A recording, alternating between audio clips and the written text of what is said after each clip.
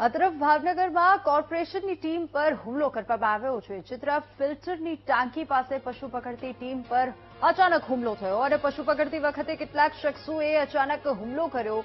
પોલીસની હાજરીમાં જ અસામાજિક તત્વોએ હુમલો કર્યો.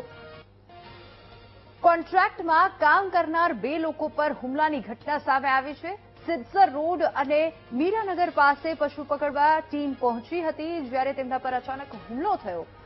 શિવભદ્રસિંહ ગોહિલ અને સંજય મકવાણાને ઈજા થતા હોસ્પિટલમાં દાખલ કરવામાં આવ્યા છે, તો એક કર્મચારીને માથાના ભાગે ગંભીર ઈજા પહોંચી છે. એક સપ્તાહ પહેલા પણ પશુ પકડવા જતી ટીમની કામગીરીમાં અડચણ સામે આવી હતી અને આ વખતે ફરી એક વખત ટીમ પર હુમલો કરવામાં આવ્યો છે. કોર્પોરેશનની ટીમ પર હુમલો કરાતા દ્રશ્યો પણ સામે આવ્યા છે.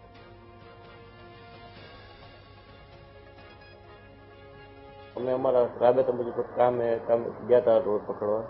ફરિયાદ કમ્પ્લેન હતી, કમ્પ્લેન સોલ્વ કરવા જતા હતા તો ફિલ્ટરની ટાંકી વેટ્યા ને રોડ ઉપર 2 ગાવડા હતા એટલે અમે એ પકડવા ઉભા રહ્યા.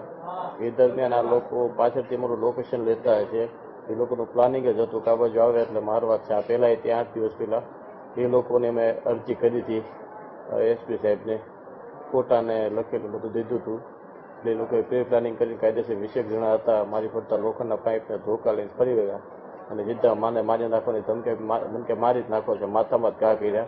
એમાં આડા હાથ નાખ્યા, હાથ ઉપર આવ્યા તો 2 ધોકા માથામાં અડી ગયા. ફૂલસર પાણીની ટાંકી જે છે એ બાજુ રખડતા ઢોર પકડવાની કામગીરી કરતા હતા ત્યારે સ્થાનિક પશુપાલકો માલધારી દ્વારા રખડતા ઢોર પકડતી ટીમ પર હુમલો કરવામાં આવ્યો હતો લાકડી અને લોખંડના પાઇપ સાથે. જેમાં એમરજન્સી ઇન્ફ્રાના જે સુપરવાઇઝર છે એમને માથાના ભાગે ગંભીર ઈજા પહોંચી છે. એ સિવાય બીજા 1-2 કર્મચારીઓ છે જેમને નાની મોટી ઈજા પહોંચેલી છે.